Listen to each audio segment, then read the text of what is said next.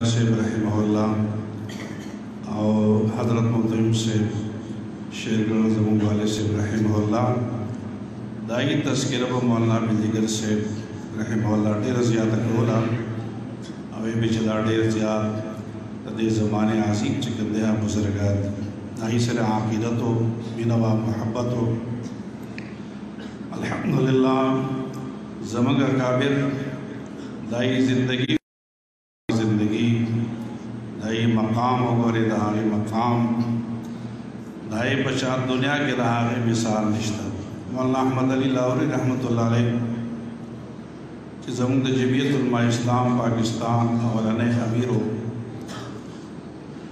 और ढेर अजीम शख्सियत हो दाई आज़मत पता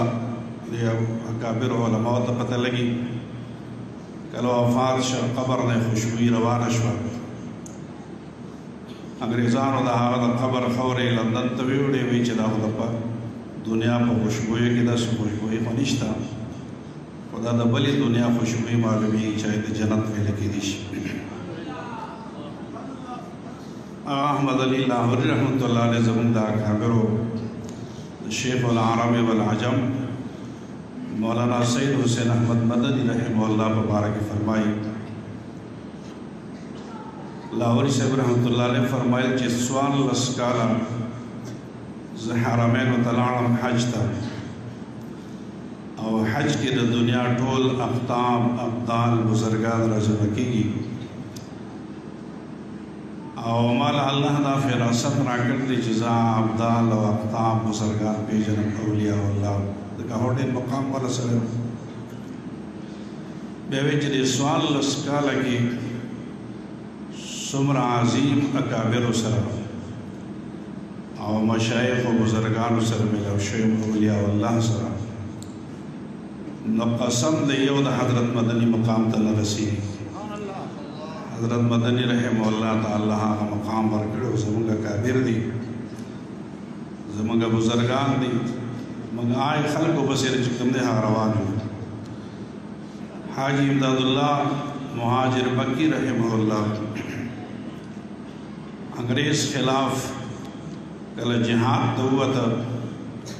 अंग्रेज़ दहागत गिरफ्तार हुक्म वर्क यो राजा अब्दुल्ला से दिन हावई छमा यो अस्तबल यो जेजुल के यो कमरा विमाई चदा पट मकाम दे दी तो सुख नाराजी दी के बजा हाजी इमदादुल्ला से पट चिकन दे के नौमा पहले इबादत पकई अंग्रेज़ न बच गंदे बदल तरीके से बची दागा रजाना लेकिन जमंगा व मलगरो टोलो ख्वाहिश मंगा ये अस्तबल की माँ कमरा क्या है हाजी इमदादुल्लाह मुहाजिर मक्की रहमहुल्लाह के नो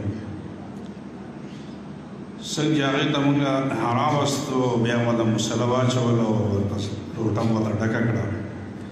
चिता उस बदलता आराम कवे जुई बार रोवतम यो अंग्रेज़ अफसर मखिला है फ़ौरन ज़चला इस्तबल दरवाजे बाने से बहार हुआ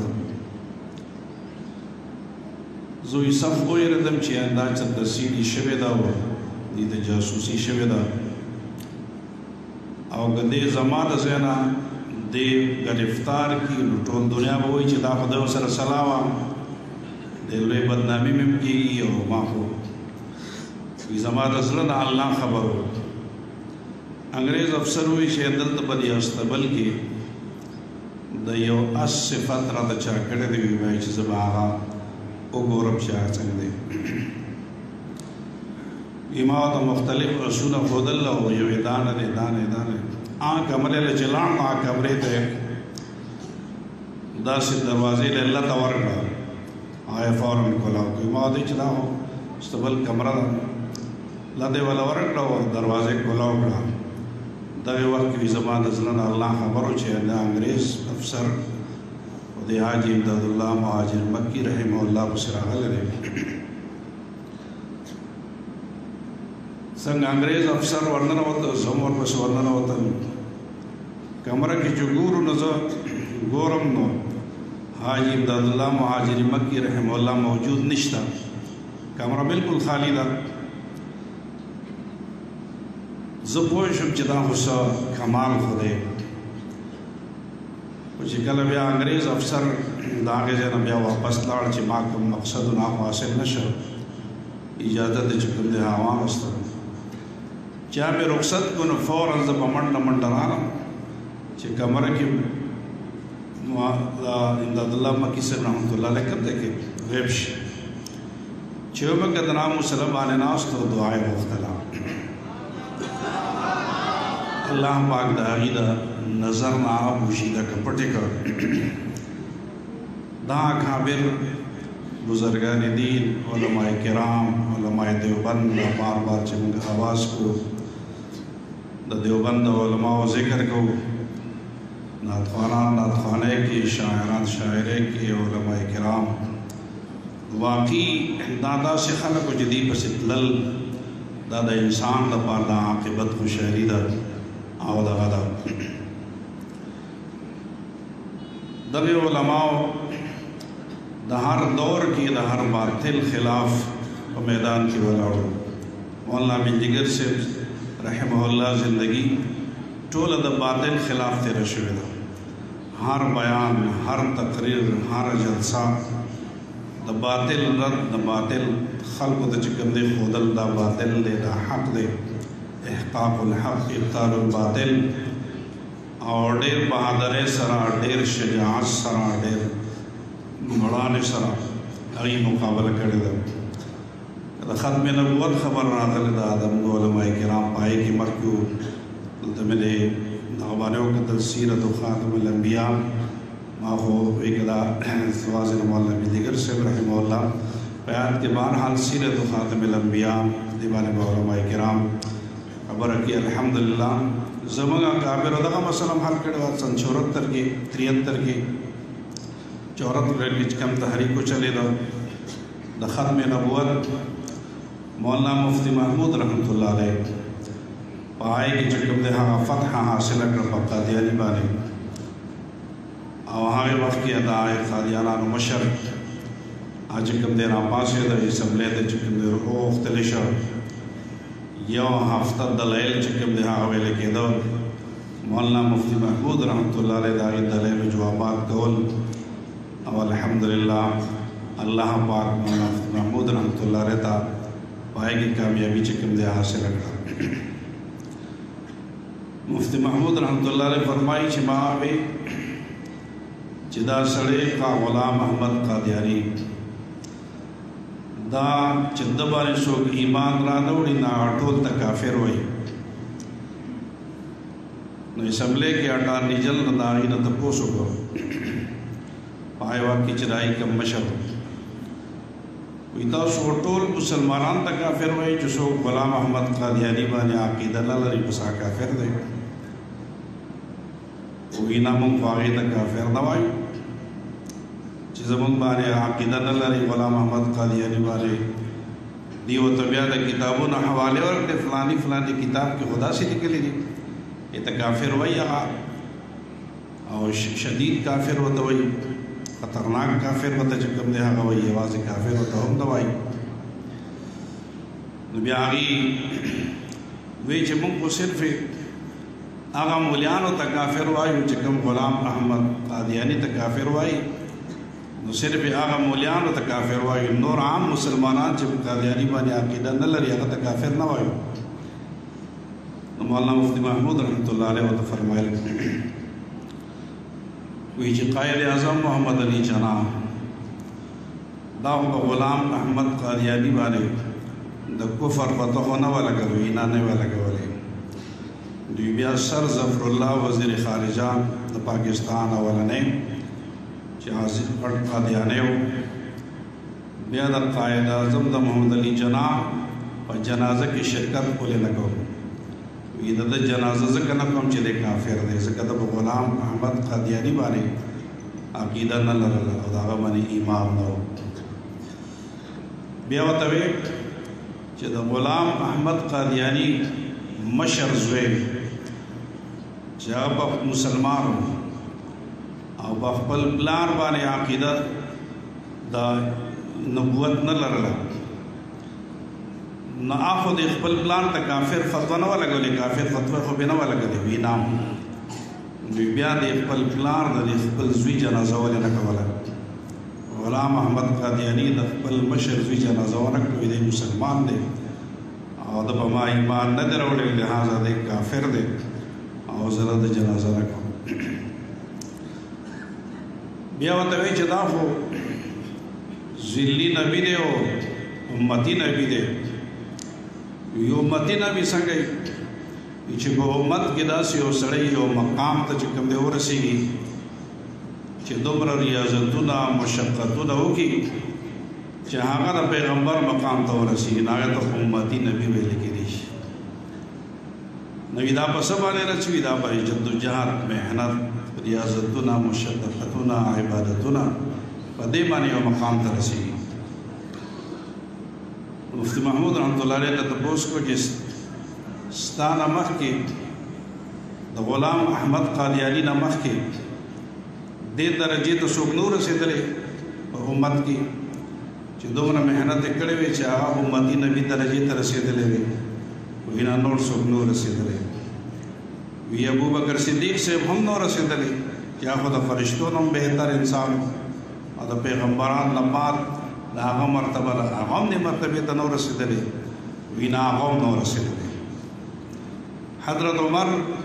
رضی اللہ تعالیٰ عنہ عوام نے مرتبہ تنرسوی عوام نو رسیدلی حضرت عثمان رضی اللہ عنہ دے مرتبہ تنرسوی عوام نو رسیدلی دے مرتبہ یہ خبر ابی مالک داک میں حضرت علی نم واغست میں حضرت علی رضی اللہ عنہ ہم دے مرتبہ تنرسوی نا عوام نو رسیدلی بس شیعگان پاسے دل چکم اسملے کم شیعگان ممبران واغی چلے گلے چې دا غټ کافر دا قادیانی دی او موږ چې کوم دي هغه وایي چې موږ د سنیانو کې دومره دغه نشته جذبه نشته خو شیعګانو نه جذبه چې کوم دی دا یې روچته شیعګان وي زه پوه شم مفتی محمود رحمت الله علیه چې دا شیعګان پر خپل دغه باندې ډېر دا کېږي نو بیا ورته ما وایي چې حضرت حسن او حضرت حسین رضی الله عنهما اغیم دې مرتبه ته نو رسېږي اغیم دې مرتبه ته اغیم بیا پاسې د شور سره به جو زما ملګری پیدا شو او ټول اسمبلی یو طرف ته بهرحال الحمدلله زمونږ کابر زمونږ بزرګان هغې دغه د فتنو لارې چې کوم دی هغه نیولې دي نن هم په دغه دور کې که د ناموس رسالت خلاف چې کوم دی اواز اوچتېږي نو علماء کرام جمعیت علماء اسلام مولانا عبدالرحمن سے په میدان کې ولاړي دغه اکابر دغه علماء کرام په میدان کې چې کوم دی هغه ولاړي نن که د ختم نبوت د دفعې ختمولو دپاره د دې کوشش په میدان کې چې کوم دی هغه ولاړ دي نن که د ناموس صحابه د دفاع دپاره نه هم دغه علماء کرام چې کوم دی هغه میدان کې ولاړي او د دې دور به کمه خبره چې کله صحابه په ناموس باندې چې کوم دی حمله کوي او وایي چې صحابه چې کوم دی هغه دې کې لوټ مار کړی و دې کې بزدلي وه د وزیر اعظم یو خاص سیټ باندې ناست یو لوی سیټ باندې ناست د صحابو باره کې دا رایې لري هغه چې کوم دی د الله باره کې د رسول الله باره کې چې کوم دی مختلف خبرې کوي د ناموس رسالت د هغې چې کوم دی ناموس رسالت ټکې نه ورځي کله وایي نبوس رسالت د خاتم النبیین لفظ نه ورځي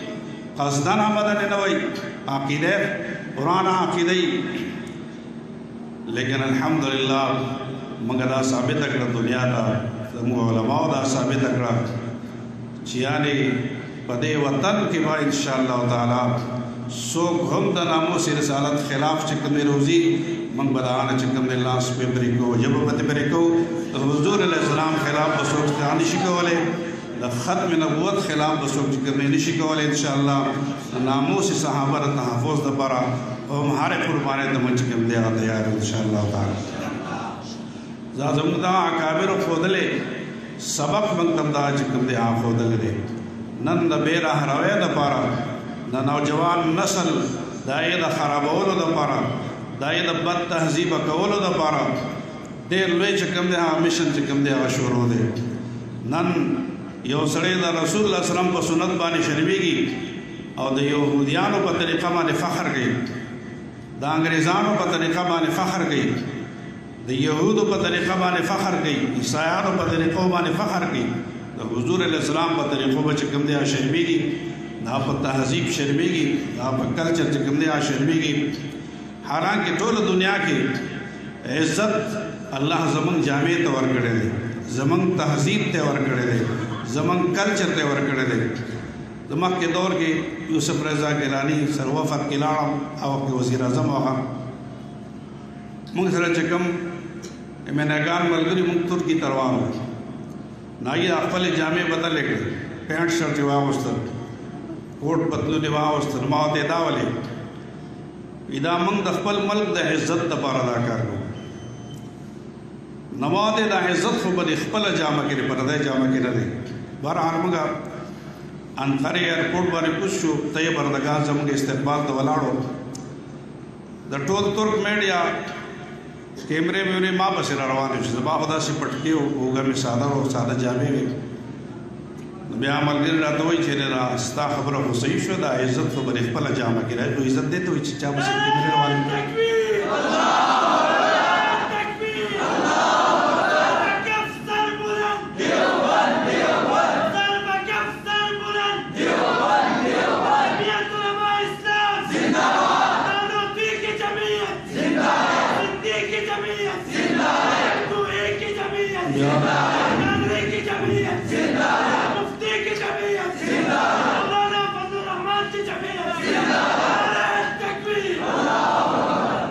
بیا موږ بلجیم ته لاړو، سپین ته لاړو. سپین کې چې کله معاهدې وشوې او MOU ساین شو، د هغې نه پس دا پریس کانفرنس کې هغې اعلان کړو یو طرف ته ډایس د پاکستان د وزیر اعظم دپاره ودرولی شي او بل طرف ته ډایس د سپین د وزیر اعظم دپاره. او د منځ کې داسې کرسۍ کېښه، نو ما ته ویې ته دلته کښېنه. او چې کوم زموږ دا ملګري دا داسې ودرول، د قوم مشران یې موږ عزت کو اسفندیار خان او شاه محمود قریشي و، مخدوم امین فهیم و، صفات داسې هغې ودرول، داسې نور کسانو. او زه کرسۍ کې کېناستم. چې کله پریس کانفرنس وشو، نو هغې ما ته وایي چې ستا خو ډېر اعزاز وکړ، ډېر عزت یې وکړ. نو ما ورته دا زما عزت یې نه دی کړی، بلکې دا د رسول صلی الله علیه وسلم د دې سنتو عزت یې کړی او دا د دې تهذیب عزت یې کړی دی، دا د دې کلچر زموږ د دې جامع عزت یې کړی دی. په ټوله دنیا کې زموږ دا تهذیب او جامع دا د عزت جامه ده. اے تماشاگاه عالم روی تو کجا مهرې تماشا میروي. خلک مسلمان ستا په تماشا دی، ته د خلکو په تماشې. موږ د دا ټول درس هم د دې اکابرو نه چې کوم دی هغه میلاو دی. د دې اکابرو په تګ او په قدم باندې به انشاءالله موږ قدم ږدو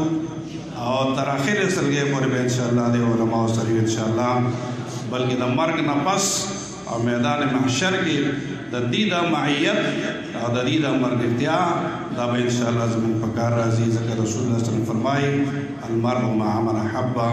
د دې خبرو باندې اکتفا کوم. واخر دعوانا ان الحمد لله رب العالمین.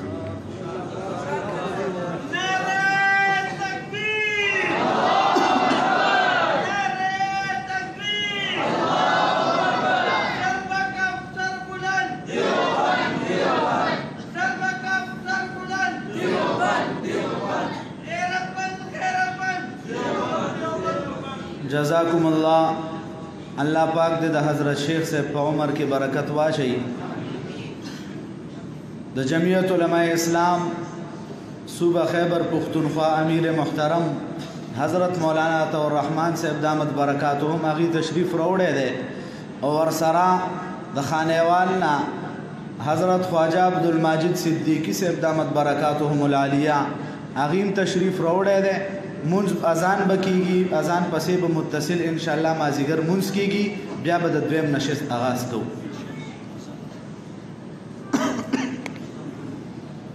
اذان وکړه.